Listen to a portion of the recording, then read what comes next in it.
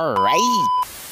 O karon magpadayon na punta sa tong rimos diri lalom sa dagat. Maura gihapon na tong tripping diri, maura gyud na permente atong topic ato ang panginabuhi pagpamana direta sa ganahan kay mayingonan na nga klase nga mga video or content magikuyo kita diri ba magkasinabot kita.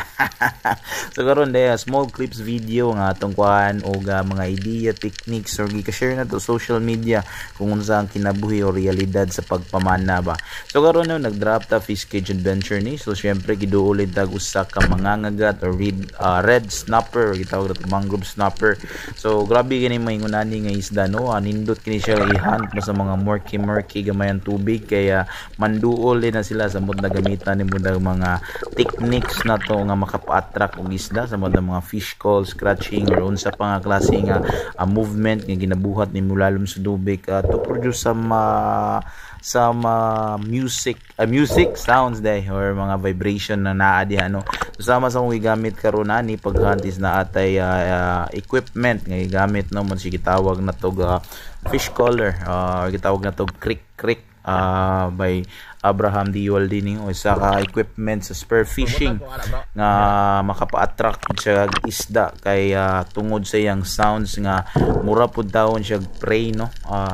For example na lang pud hatag na kung example na nga sound like niya kanang mga takla kanang bitaw mga handilitik mga ingonana nga klase nga mananap ilalom sa dagat bitaw.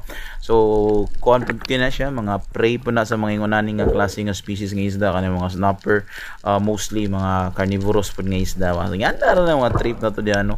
Ang atong pagpamana na gitay makatunan or naday mapulot nga mga maayong mga buluhatan diri sa ilalom sa dagat no.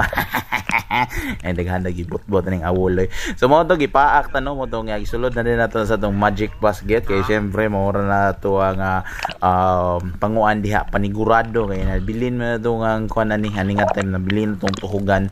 So mao na siya no, importante gid kayo nga pagabot na mo adto mo gani sa inyong spot dapat preparado gud permente inyong mga accessories or mga ginagamit sa pagdive kay mao no lisod kayo magkakulang-kulang ta layo para ba kay tumbalay maglakaw pa ta.